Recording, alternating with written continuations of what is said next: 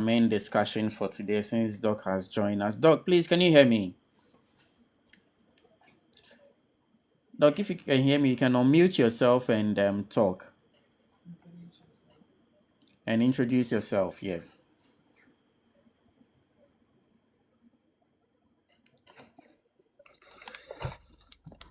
Um, can you hear me? Finally.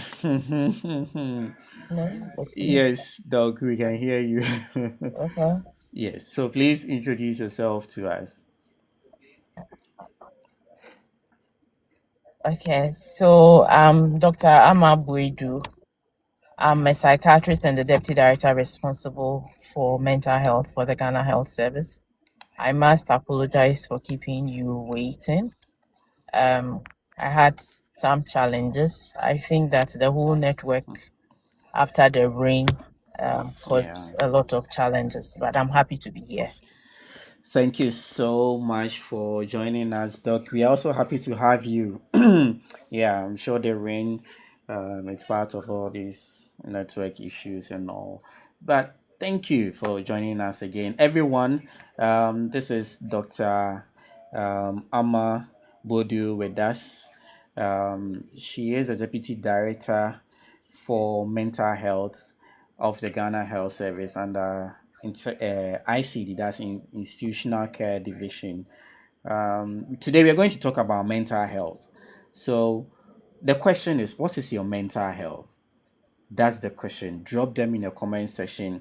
Any issues you have concerning your mental health, kindly drop them in the comment section. Once we have Doc here, she will address it for you. It could be you, a friend, a family member, or anybody at all.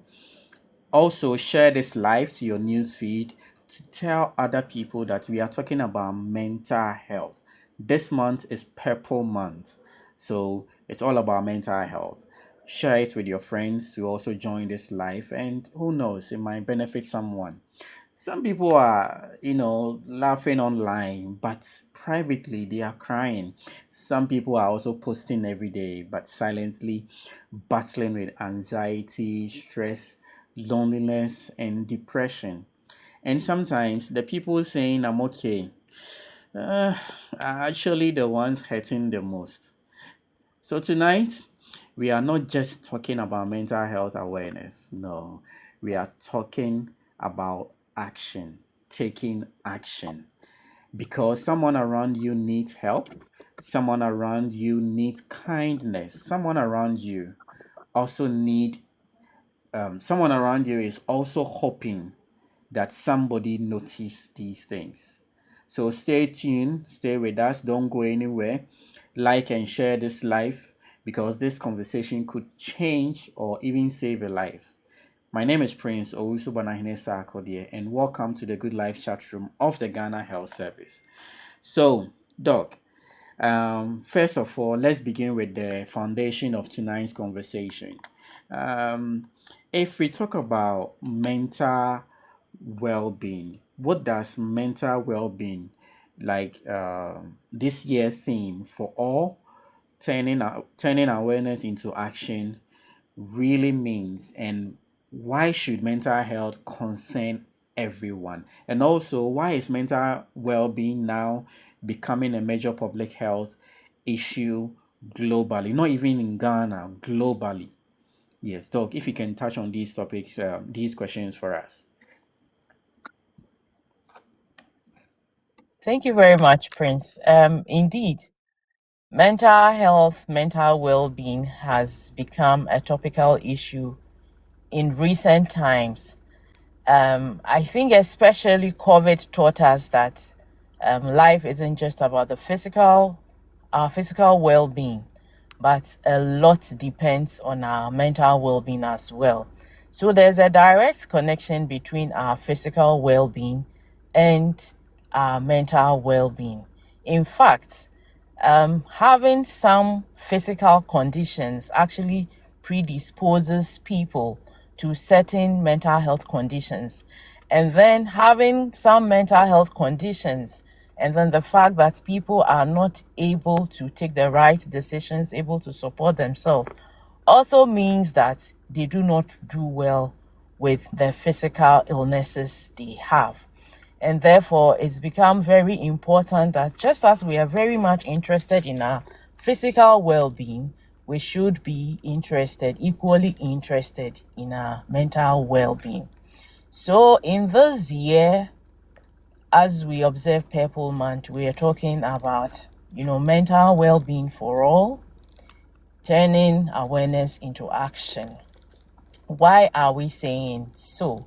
We are saying that for some time now, we have drummed home the message that your mental well being is as equally important as all the others. We have made some gains. The good news is that there's much more awareness concerning mental health and mental well-being, to the extent that now people ask, where can I have a mental health checkup? Can I speak to somebody? People are coming up to seek help.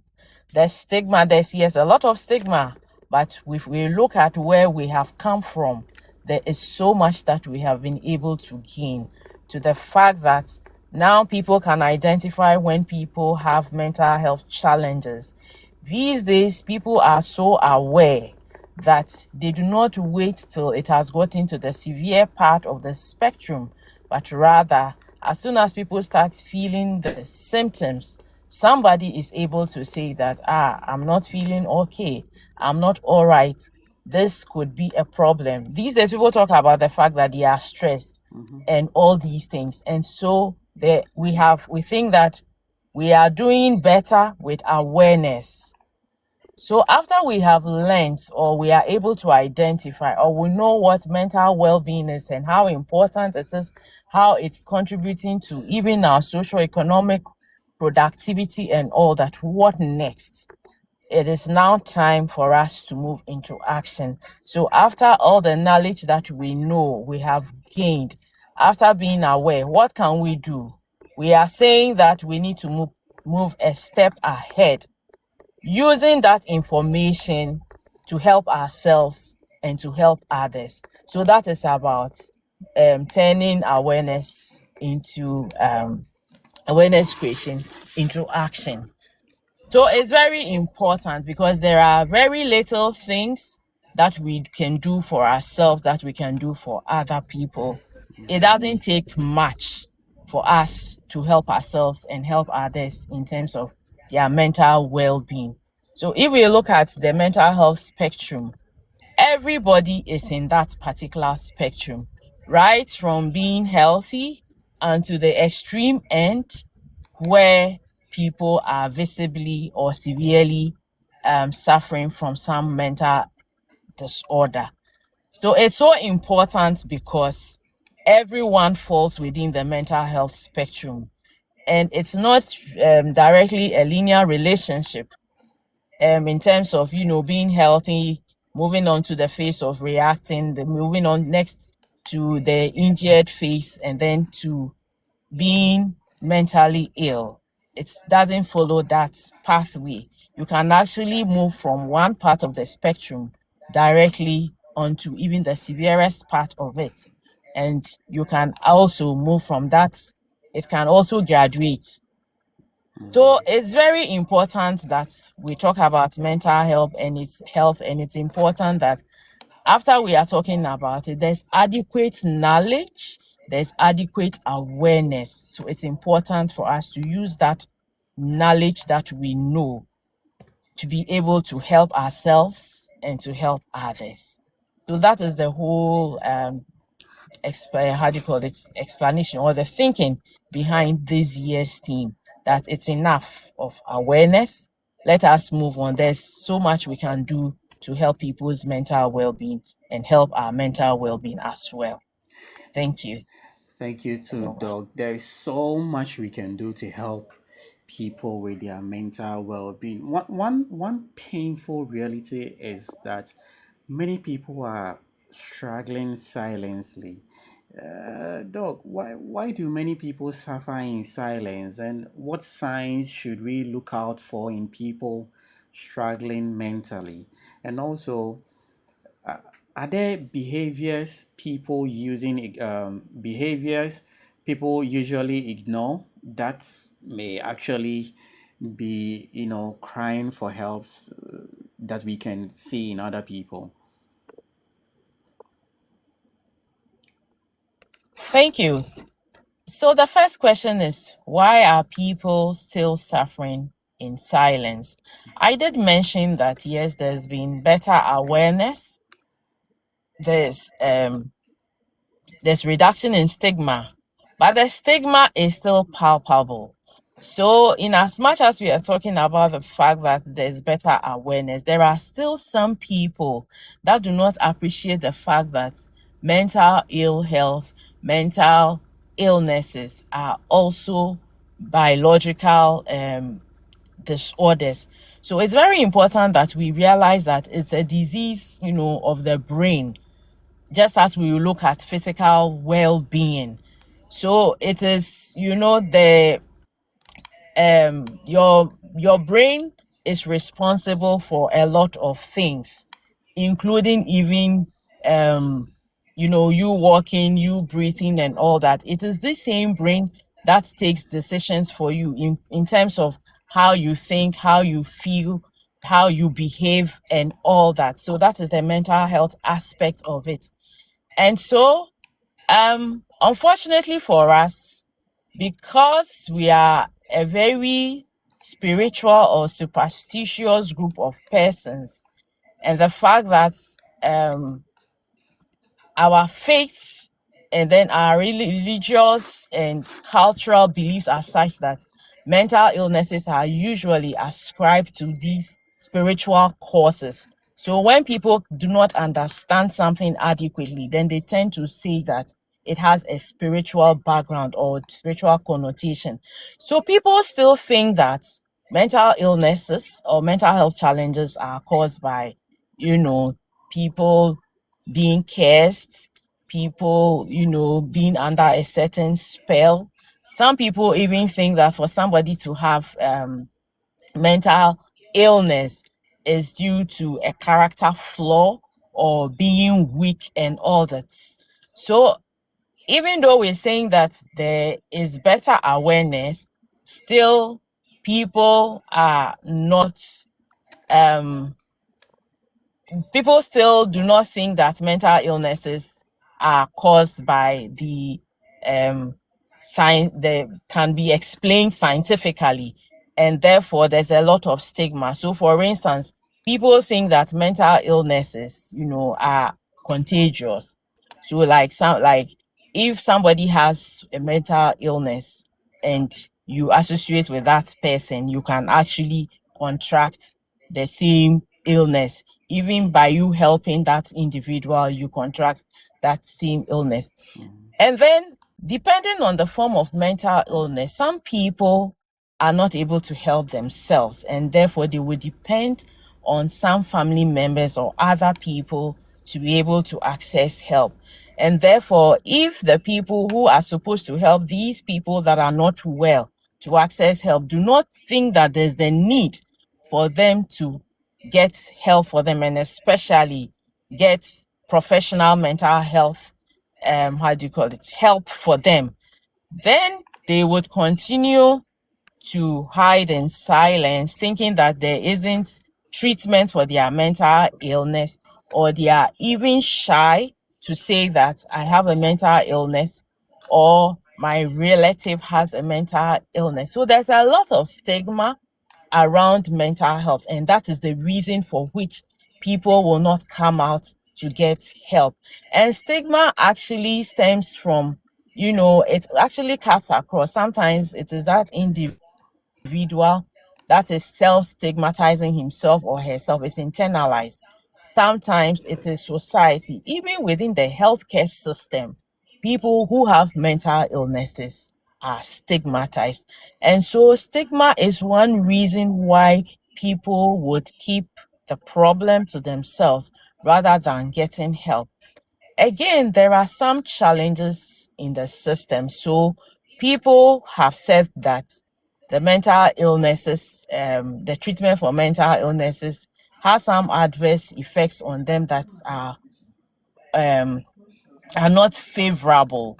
and therefore, instead of going back to their healthcare provider to seek help with their adverse effects or side effects of treatment that they are experiencing, then they would rather not go back. Again, there are so many myths surrounding mental illness. So some people say that when somebody has a mental illness, no matter what you do, that individual never gets back onto his feet. Some say you cannot be treated. And even in languages, for instance, in Twi, we say that um, say bɔdam ni sɛbe ɔbɔdam ni yɛsane yare kora kakra a ɔde bɛhunahuna nkwalaa deɛ ebi wɔ hɔ. So when we speak like this, then it becomes very difficult for people to come out and say that I do have a problem and I want to get a solution. But I'm quick to say that we do know that even for people with the severest form of mental illnesses, okay, for 70% of them with adequate treatment can actually bounce back. So if you have 10 people with even the severest form of mental illnesses, the ones that we see on the streets, fighting everybody, roaming about with dirty, sometimes they are naked, roaming about with the dirty stuff and all that. Even for that class of mental illnesses, but 70% of those people with adequate treatment can actually bounce back. And there are so many people who have different form of mental illnesses that have been treated. So again, I'm quick to say that help is available. There's treatment available. And as such, nobody should suffer in silence. It is just like it is with physical illnesses. Once you start experiencing the symptoms and you get help quickly, it is easier to manage. However, if we wait till, the disease has progressed till it's severe, then it becomes more challenging to manage that problem. But I would want to say that we should look at mental illnesses just like all the other physical illnesses that we experience, and we are not shy to talk about. So people can talk about the fact that they have hypertension. People can talk about the fact that they have diabetes. People are able to talk about the fact that they have HIV, they have TB and all that, because they think there's treatment available. Because as we know, so for these diseases that I have spoken about, especially the infectious ones, some time back there was so much stigma that people didn't want to be identified as such. But these days, because there's treatment and there's so much awareness, people are happy to talk about the fact that yes, I'm a person living with this, I am a person living with that. So it is the same. There's treatment available. Let us break the stigma and get people to get help. So how can you tell if somebody has a mental illness? In fact, there are so many forms of mental illnesses, and each group of mental illnesses actually present differently. Dog, And so dog, not to cut you, but I learned somewhere that everybody has a mental health. Is it true that everybody has a mental health? Oh, if you say everybody has a mental health, yes, I would say everybody has a mental health. Because what is mental health? If you look at the definition of mental health, okay, it's a complete state of well being Yeah. in which an individual is able to realize his or her potential in life, is able to go through the stresses of life, okay, the everyday stresses. This individual is able to make a contribution to the society in which he or she lives, is able to work productively. So that is the definition of mental health. And so if we talk about the fact that everybody has a mental health, yes, but I think what you want to say is the fact that everybody has a mental illness or something like that. So again, I want us to look at the mental health, continuum. So this is a whole spectrum that every individual is on. So it's either you are mentally healthy, so that all these parameters that I have spoken about, are perfect, intact, and we all aspire to be there. But as human beings as we are, we have certain experiences. So I'm talking about the everyday experiences, and the everyday experiences can be things like, you know even the very challenge that we faced starting this program. Okay. Due to some circumstances, we were not able to start on time, Yeah. because there were some challenges. We are human beings. No money in my pocket, relationship problem, parental problem. So children are having issues with, their parents. People are having to drive in traffic. Today it has rained. There are some people that would have to sleep outside their homes because their homes are flooded. These are everyday challenges. But you see, each of us reacts to these challenges differently. So, for instance, as we are experiencing these, there are some people that within a short time, are be able to bounce back to their baseline. So for such people, we say that people are just reacting. Yes, something unpleasant has happened. You react immediately, either by, you are angry, you are sad about it, you are anxious, that sort of thing. And within a very short time, oh yeah, you move on. You are back, you are normal, everything back to reset. There are some people that the impact on them, these same stresses, is actually much more severe. So for these people, there is a bit of, impairment. So maybe they are very sad, they are a little more anxious, they cannot sleep. It might impact, the way they reason, the decision, the way they react, and all that. So that is another phase of the continuum, where we say that that individual is, injured. Then there's at the extreme end, where um the way that they are reacting to this, the stressor is persistent and it's impacting on their functionality. So for these individuals, everybody might see that indeed there is a problem. So maybe they are more irritable, they become aggressive, they can be withdrawn. So people, people know their baseline. So you can see somebody that is, very bubbly, very lovely, lively, and suddenly this person is quiet, is withdrawn. For some people, it affects, their ability to eat. Some people are eating extremely. Even, you know, the way they think for some people. So there's an impairment in their thinking process, and so there's a problem in their thoughts.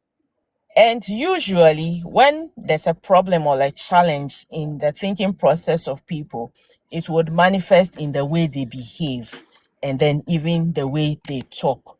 So, there are various forms of mental illnesses. Some people are extremely happy, some are extremely sad. That some For some people, they are very anxious about everyday stuff, including everyday experiences. Some people have anxiety about specific conditions or situations. So, for instance, we take it for granted that, we can sit in a vehicle and move and feel all right. But there are some people who have extreme anxiety concerning closed, spaces. We take it for granted that we can actually climb the flight of stairs and be on a certain height. For some people, they cannot stand it. People cannot stand blood. People cannot stand the sight of spiders and all that. So, mental illness is to know that somebody has a mental illness or a mental health challenge. I would say that you would realize that that individual has a significant change in his or her baseline. So, Yeah. it is very important that we as individuals know ourselves, so and then know the people that are around, so that when there is a deviation that is persistent, let's say depending on what condition we are dealing with. But most of the time, for instance, if you're looking at depression, we want to say that this has been ongoing for, at least 2 weeks. For some conditions, within 4 days, yes, you should have if somebody becomes aggressive, a lot of energy, having racing thoughts and all that, is speaking at a faster space, um, at a faster rate, with so many ideas. So mental illnesses, in fact, the manifestation of mental illnesses actually, I would say, are just the extreme expressions of our everyday experiences. Basically, that is how I would describe it. Extreme expressions of our everyday experiences, so that it is okay to be angry, but when it becomes, extreme, and it's impairing your functionality, then we know that there's a problem. It is okay to feel tired. However, if you are feeling fatigued for, the slightest thing, after we have done physical screening and then know that it's not a physical illness. So the manifestations of, mental illnesses are actually extreme presentations of our everyday experiences. So know yourself, know the people around you. If sometimes, yes, people would ignore their personal hygiene, so just know yourself, know other people, and then when you realize that there's a deviation from their baseline and it's impairing their functionality, then we can think that, oh, possibly there should be a problem, and then we can try and find help for that individual. Thank you so much, Doc. Sirik, I think you wanted to say something. Can you hear us? Sirik. Okay. Let me read. They posted a comment in the comments. No, Siri, not you. Um, the comment says, "What should one do if you suspect mental health you refer, but the person refuses to seek help?" That is a comment from Sirik. Doc, so let me add this one too to it.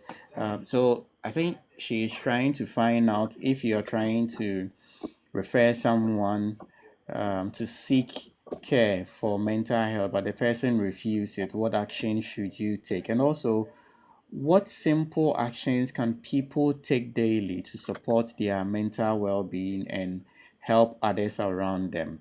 Doc, if you can touch on these comments for us. Okay. Okay. So thank you very much.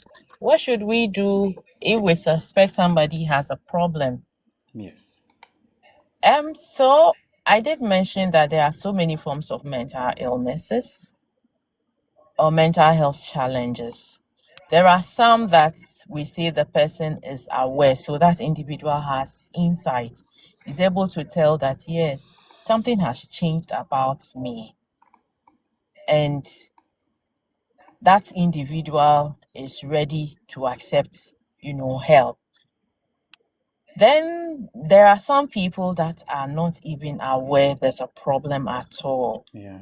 Okay, so in very severe forms of mental illnesses, they are not even aware. They would have lost touch with reality.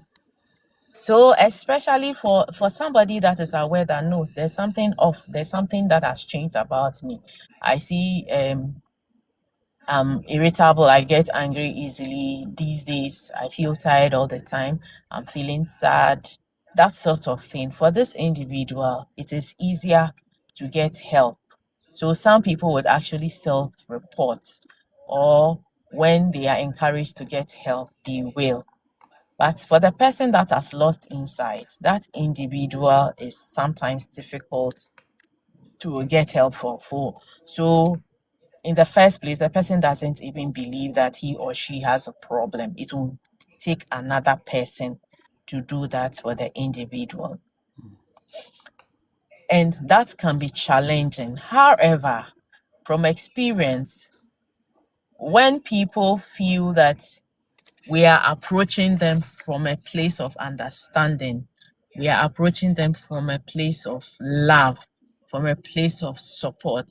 In as much as they might not believe that they are ill, they might believe the person that wants to support them, so and say that, okay, so I might not necessarily think that I am ill, but this person has shown me enough love, this person has shown me understanding, this person has shown that he or she is actually interested in my well-being, and might follow or go with that individual to seek help. But I must say that for the person that doesn't have insight, it might be challenging. So, one, our approach is very, very important. If we come from a place of judgment, if we are coming from a place of you don't know what's happening, I see this as though we are fighting them, then it will become very difficult for them to accept the help that we want to give them. However, if it becomes more difficult, I think that we can get other people, especially professionals, to help us get help for that individual. So, one, if you are talking to the person and it is not possible, we can bring in another person. In our society, people look up to people. So, somebody that we say that person has a lot of respect for, if that person comes in and say that, oh, or even you, the individual that is trying to help the person, say, oh, I have observed so and so changes. I've observed that these days you're not sleeping too well. I've observed these days you are a bit more irritable. The slightest thing you are angry. I have observed that these days you feel a bit restless. Is there a problem? Is everything okay? So when we are able to speak to this individual from a place of observation and a place of understanding, it is much easier for them to accept the fact that we have noticed the changes and we want to support them. However, in very difficult times or in very difficult situations, we might have to get a mental health professional to be able to get the help that the individual has.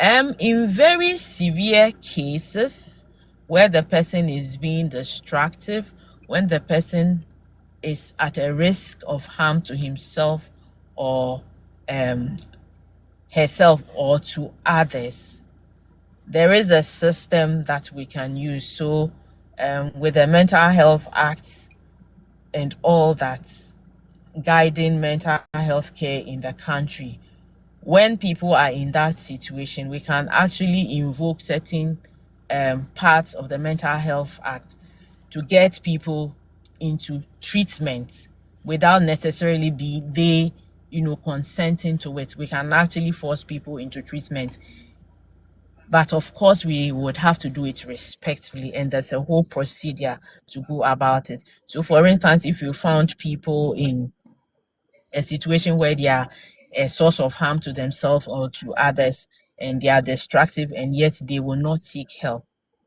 we can do this under a certificate of urgency. So you, that individual, can actually go to get a medical person, or you can actually get to the police to help you get that person into care.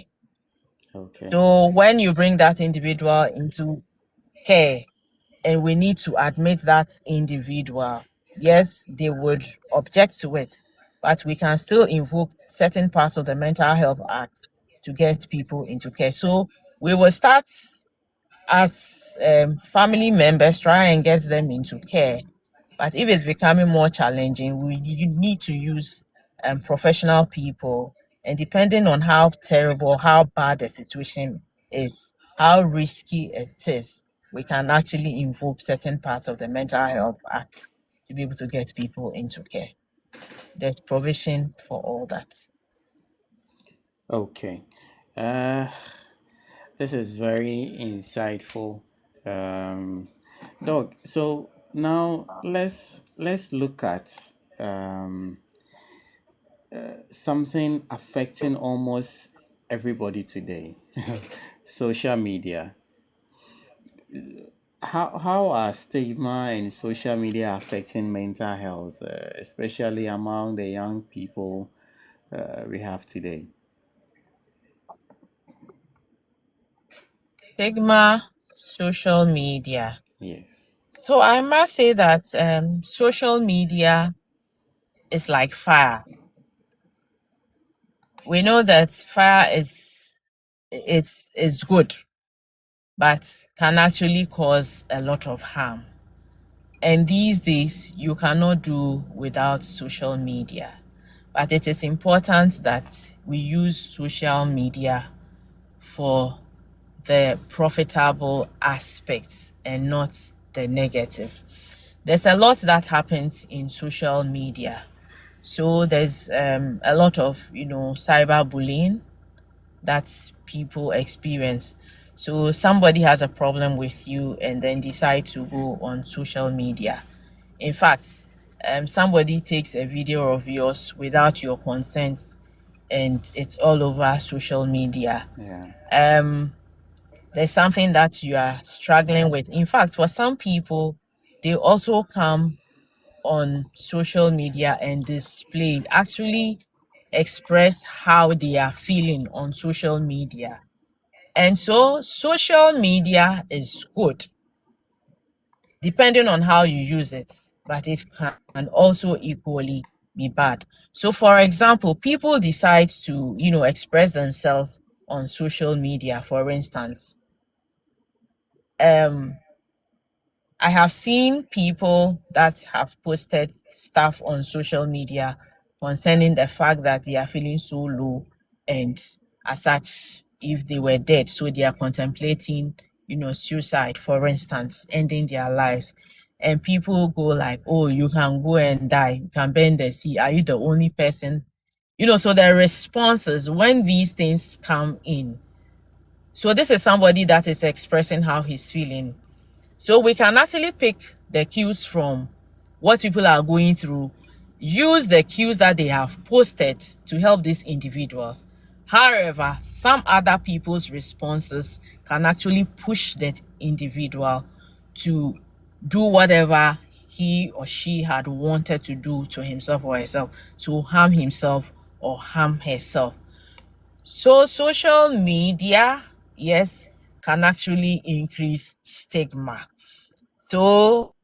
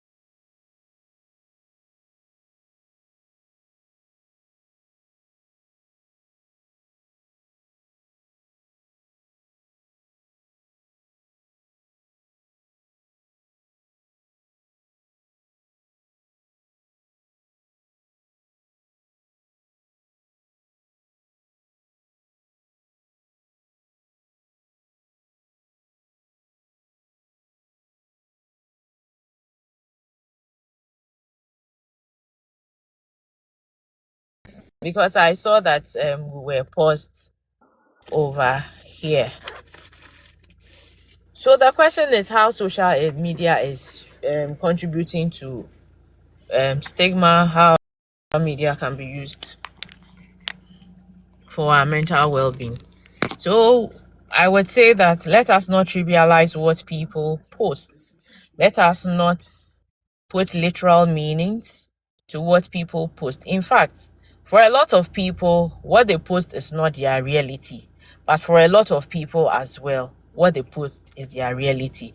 But it is very important for us to especially for us as youth, it's very important for us to decipher whether what people are posting as, the best of life, as though they do not have any problem at all, is a reality. What people are posting, a lot of the luxury stuff, the extravagant stuff, are not the good life, are not exactly people's reality. And therefore, if we look at those things and then tell ourselves that, oh, we are not doing well, the world hasn't been too fair to us, and then start thinking that um because of the things that we see being posted on social media, we're comparing ourselves to other people.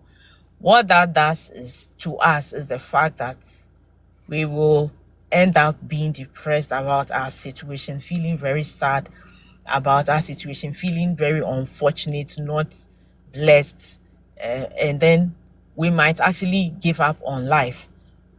So it's important that, yes, as we see those things, let us be able to read in between the lines.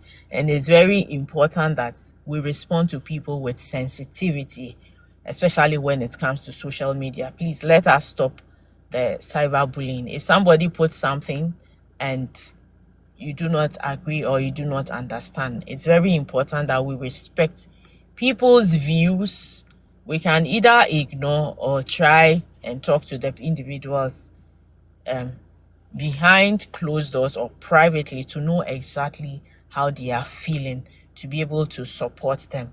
So social media, yes, can worsen stigma, but the same tool of social media can be used to address stigma, because social media reaches very, very far.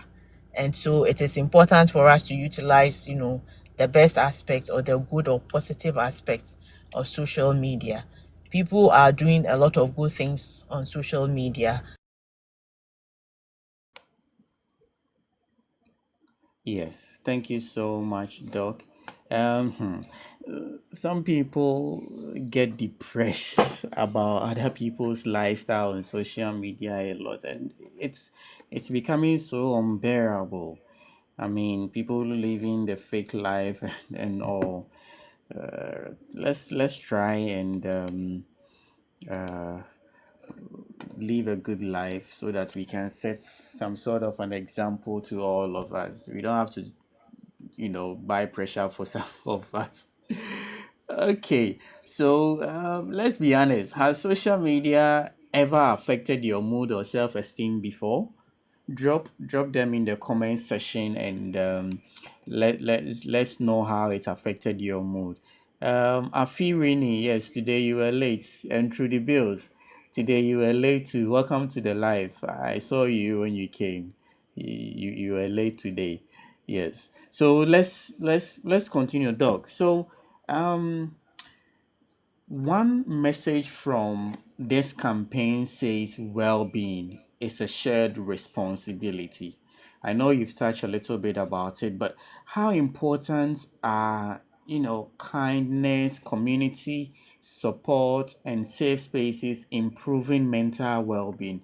And also, how can homes, schools, workplace, and even friendships become emotional safer spaces for all of us? If you can touch on these ones too for us, Doc.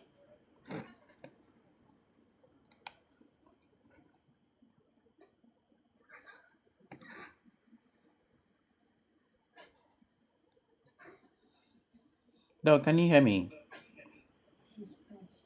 Doc, you are paused. If you can unmute and talk.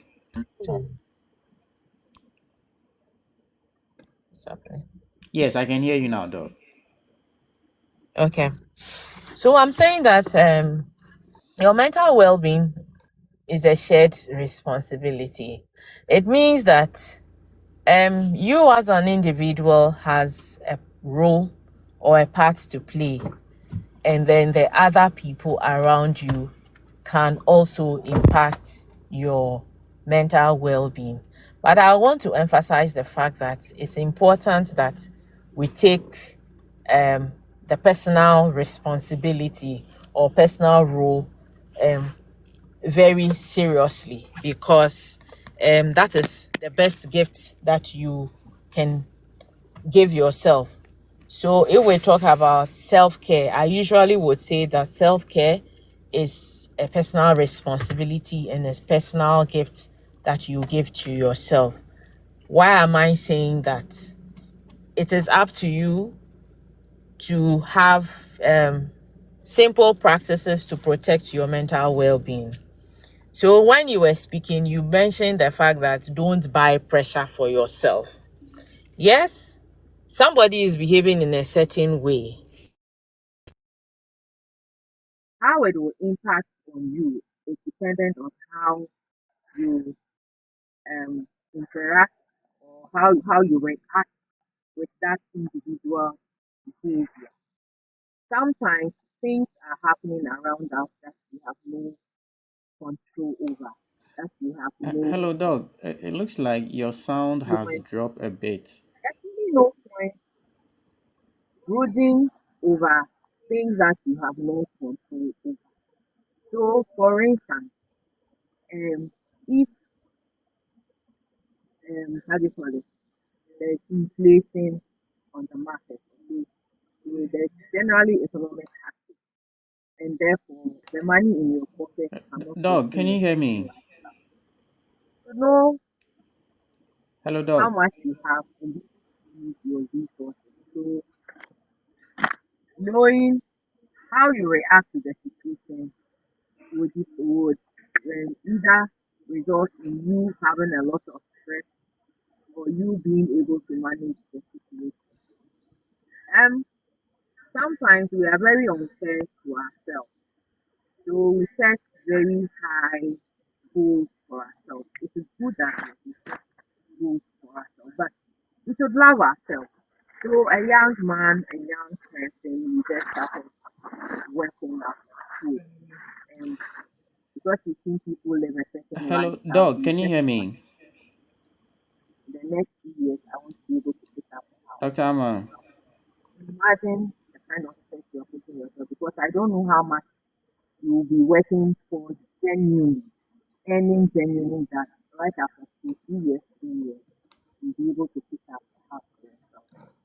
Then it's important that we know that we need to take care of our physical well-being. So exercise is very important. Um, we talk about the fact that we need about 150 minutes of exercise. So if you look at 150 minutes per week, it's about 27 minutes daily. And it doesn't necessarily have to be big or so, just movement, just move.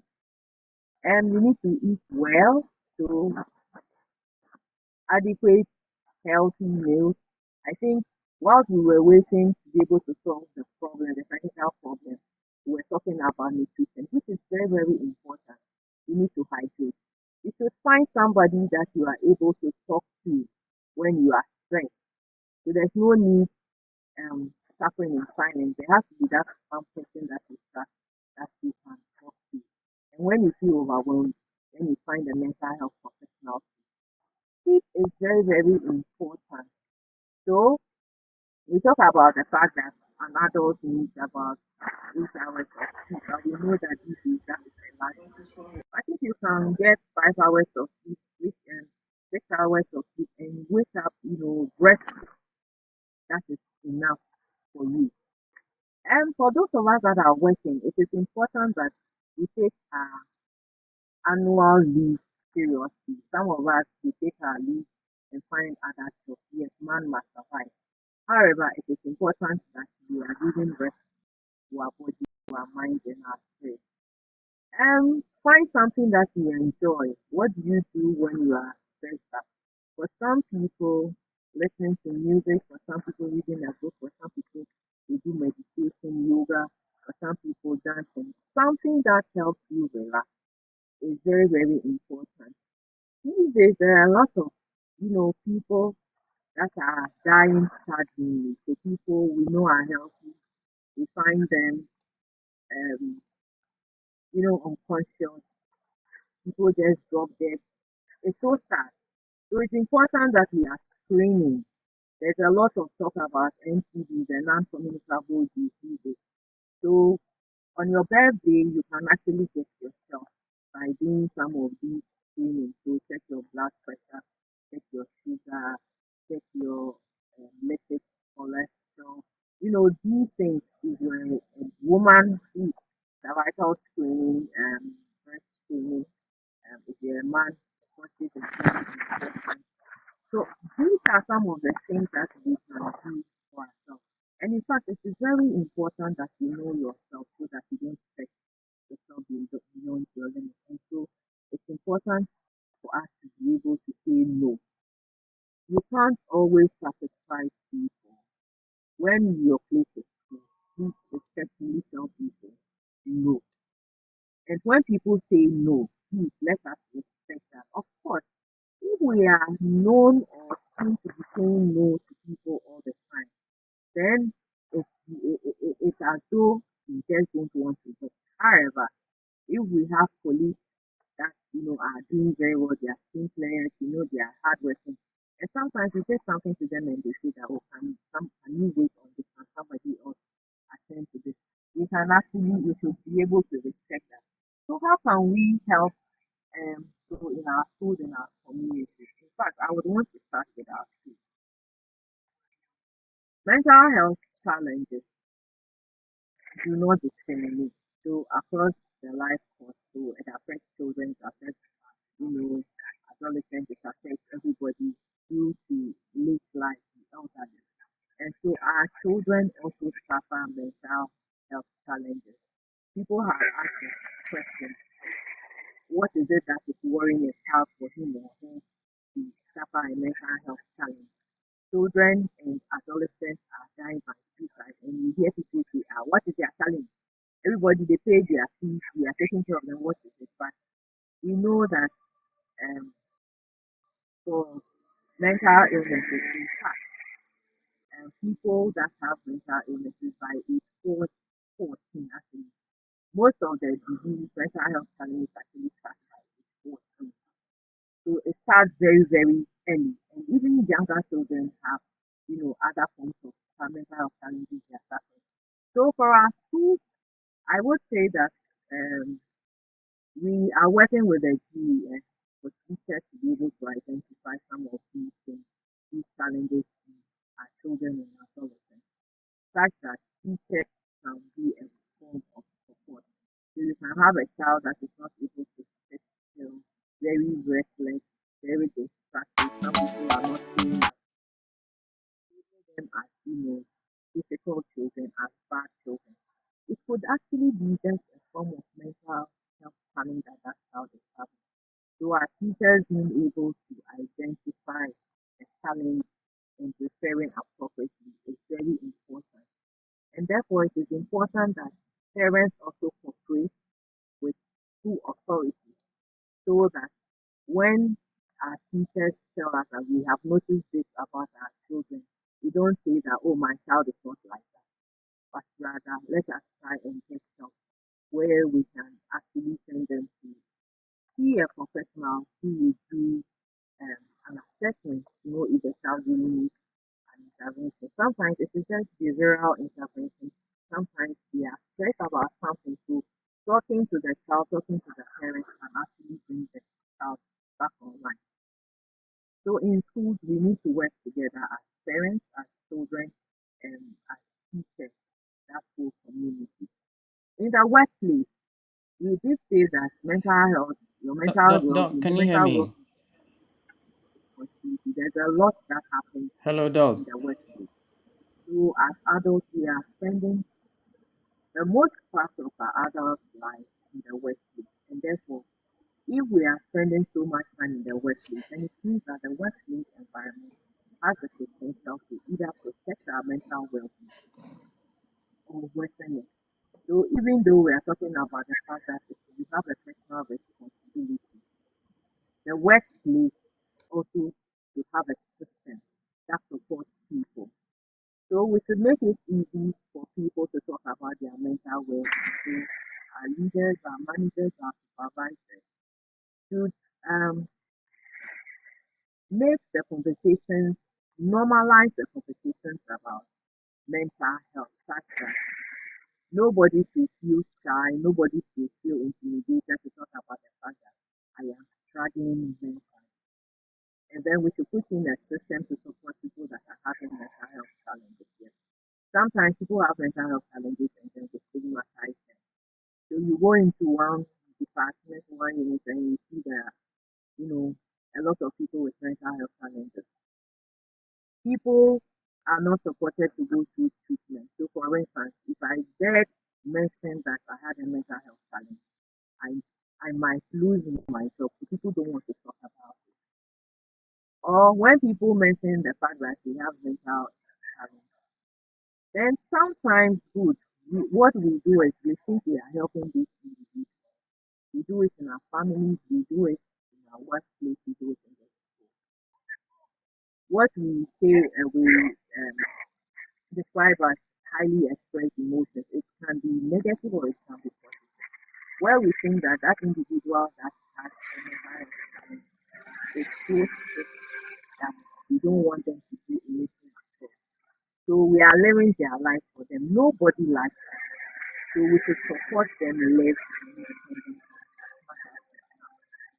That is very, very important. Let's not think that we are being so protected of these people who have mental health challenges that we don't allow them to do anything. Remember when I was talking about the definition of mental health, we're talking about that person making a contribution to the society in which he or she lives. So in the work environment, we need to make adjustments for people who have mental health challenges. So for instance, if somebody had a mental health breakdown and has to go on leave, sick leave, and is returning, can we reduce that individual's workload? Can we graduate it such that that person doesn't feel intimidated, coming back into the workplace? So probably we could change their work schedule such that we might not necessarily have to come and face, a lot of people, but we can put them in places where they are more comfortable and gradually to build their confidence. We should also put in a system that supports their health care. So if they have to go for review, it shouldn't make it too difficult and say every time you are coming for an acute issue or that sort of thing. When people have diabetes, hypertension, and all the other chronic illnesses, we make an accommodation for them. But why is it that when it is a mental health problem, we do not want to make that accommodation for them? And then I also talk about the myth about mental illness. Some say that people can never rest. Some say people can never get well when they have mental health challenges. It's not true. With adequate support, I'm talking about support. So it's not just taking medication, but the psychosocial support is equally important to the recovery of that individual. And so I think yes, in the community, especially, it's also very important. Let us stop stigmatizing people. Let us learn to understand that mental health is just like every other physical or health issue that people experience, so that we are not, stigmatizing people, pointing accusing fingers at people. If you look at the risk factors or the yes risk factors for mental illnesses or even causes, usually we talk about the fact that you have biological causes, risk factors, you have psychological risk factors, you have social risk factors. These same risk factors can actually perpetuate or even precipitate the conditions that the people are experiencing. And when we talk about biological risk factors, it's like the fact that the family history. So my mother has a problem, mental health challenge. I have a cousin that has a mental health challenge. So there's a family history. The fact that I'm a woman or a girl, the fact that you're a man or male predisposes you. The fact that you are suffering some chronic illness, some physical illness can actually predispose you. There's a lot of pollution going on. Drugs. So there's so much people suffer head injury, accidents, and they suffer head injury. All these and many more are biological risk factors. Then there's psychological and social risk factors. There are so many. losses, to bereavement, joblessness, um, difficult relationships, no money in my pocket, all these things. And you realize that there's really none that is new to these things. And therefore, it's very important that we think about the fact that it could be me in the next minute. And therefore, let's ask ourselves, if I found myself in that state, how would I want people to behave towards me? Would I want people to support me? Would I wish for people to see that I am not well and understand me and give me some support? Or I would want people to treat me as we do to some people who have mental illness.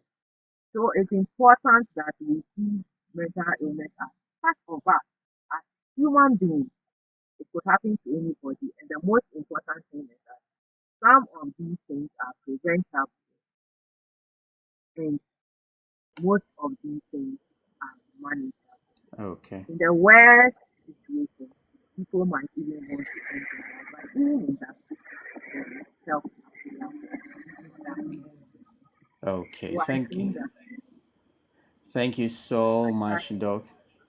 Uh, so, if there's uh, yeah, Doc, can you hear me?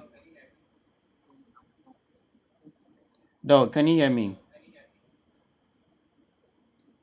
Hello, Doc.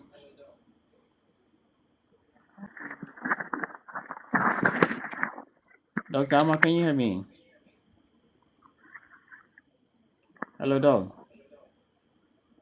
Okay. So this is the Good Life chat room of the Ghana Health Service. We are talking about mental health today. We are still in the Purple Month. The whole of May is dedicated for Purple Month. Purple Month in the service means about your mental well-being. And today on our TikTok live, we have Dr. Amma to talk to us about mental health, some practical things we can do um, to know about our mental health. So, if you have any questions, any comments, you can drop them in the comment sections so that we will ask Doc about it for you. If you could be yourself or a family member or a friend, we will ask about it for you. My name is Prince Owusu Banahine Sarkodie, and I'm with the Ghana Health Service. Doc, can you hear me now? Yes, I can hear you now. Oh, great, great, great. It was like I was trying to draw your attention, but we were not getting you. Yes. Oh, so I Um, was muted all along. no, you were not muted, but your line was a Okay. bit faint, like you were a bit far from the microphone.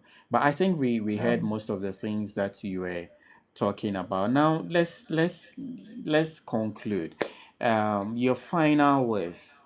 Um, but somebody is asking this in the comment section. When should someone seek professional help, and what message would you give to someone silently struggle right now? I'm sure the person just joined us. And also, what should someone do if they feel overwhelmed emotionally but are afraid to seek or to ask for help? I think we've touched on this one, but if you can briefly also talk about, just touch on this and your final or your conclusion for us, I think you'll be very grateful. okay, so thank you very much. Please, can I be heard? Yes, we can hear you loud and clear. So thank you. I think that one thing that I would want to emphasize is the fact that mental health is with us, is part of us. In fact, at the center of the definition of health is mental health. So we cannot be talking about health without talking about mental health. So sometimes you hear us saying that no health without mental health. Okay. And so far as we are human beings, we all are on that mental health continuum, which is a whole spectrum. So one of my favorite sayings is, it is okay not to be okay. What I'm trying to say is that let us normalize the challenges about mental health, because my the way that I will react to one stressor might be very different from the way another person, reacts to that same stressor.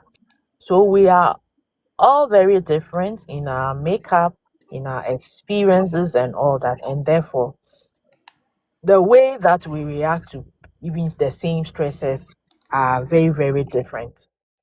And so when you're having a mental health challenge, just realize or know that you are having it because you are a human being, and you are having it because of the things that you are going through. I want to say that probably it could have been worse for other people with the same triggers that you are going through.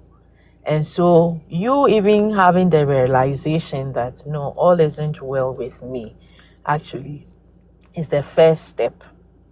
It's actually a sign of strength and not a sign of weakness. There's really no point suffering in silence when you can actually get help. Let us not be shy to talk about the fact that we are having mental health challenges, because there's help available. I do say that when we are shy to talk about the fact that we are having mental health challenges, in fact, the world is going on. Everybody is minding his or her business. And because we are not seeking help early, it becomes worse, it's worse, and then it becomes more challenging. So then nobody has to go through that. There's help available. It's much easier when we seek help.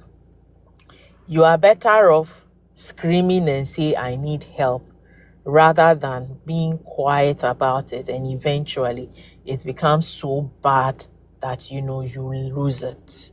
There's no point. There's no point. I would encourage everybody that is struggling with any mental health challenge, that you are struggling or you are having that experience because you're a human being. And so many other people are going through different forms of challenges. But the good news is that there's help available. These days, people are trying to use so many platforms, so many ways to manage, their challenges.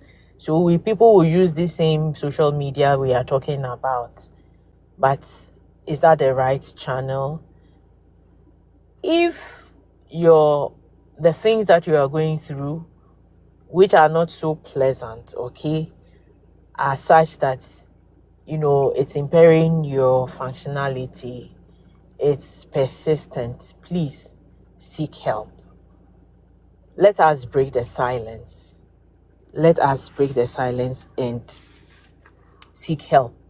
Again, I would say talk to somebody you can trust. And please, when people open up to us, let us hold that information in confidence, because it takes a lot of courage for somebody to talk to you about, the their very personal experiences. And so let us hold that in confidence. If we are not able to help individuals who confide in us, please let us get help. There is professional help for these individuals. And I want to say that when you feel overwhelmed, in fact, you can walk into any health facility and you will get help. Most these days, we are integrating mental health care into our general care, and as such, wherever you go into a lot of the health facilities, you will be able to access mental health care. In places where they cannot support you, they would direct or refer you to the nearest facility. And so mental health care is not so far fetched. You can actually get it if you are ready to talk about it and get help. So that is what I would want to say. I think I have tried to, yes, so yeah. Okay, When thank you you. feel overwhelmed, please get professional help. Okay, it is okay not to be okay. It is okay to ask for help. Speaking up is strength, not weakness. Let us break the silence. Mental health is not attention seeking. Mental health is not weakness. Mental health is human. And sometimes the strongest thing a person can do is say, I need help. So after this life, don't just throw away. Just check on someone, listen to someone, encourage someone. And if you are struggling, please speak up because awareness without action changes nothing. And someone, somewhere, needs help tonight. Thank you so much, Dr. Amma, for. Prince, Prince, can I Yes. come in? I Yes, think yes, that sure. there's a national helpline that I think people can actually call to Great, get great, great. support. I think it's very important that we do this. So the national helpline by the Mental Health Authority is 0800 0800 Yes, 67 8 Yeah, six seven yeah, eight zero eight yeah, hundred 678 678. yes. Great. Otherwise, walk into any health facility and you would get help. Great, great, great, great, great. Uh, we wanted to also talk about postpartum depression, but I mean, we have exhausted all our time. So maybe we can schedule that for another time so that we can have some mothers joining us to share their experiences and all. And we have a fruitful discussion around postpartum depression. It is one area that is also really most mothers are struggling with. It's becoming very alarming these days. So thank you so much, Doc, for joining us tonight. We are most grateful.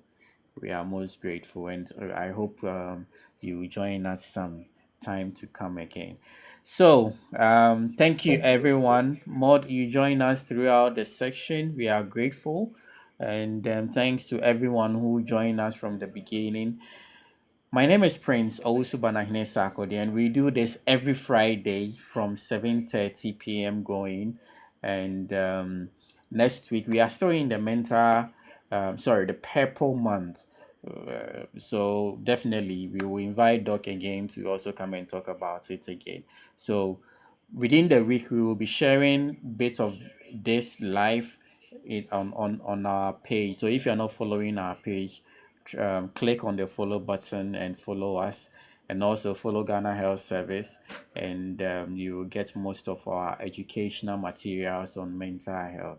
So until next week, thank you so much for joining, and thank you, Doc, for coming on this show, and we will see you again. Thank you very much, everyone.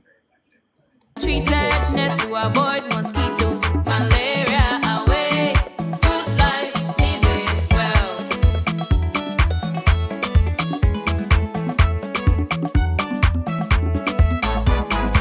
Enjoy your life, choose family planning, breastfeed your child, exclusive for 6 months, nutrition for all. Good life, live it well.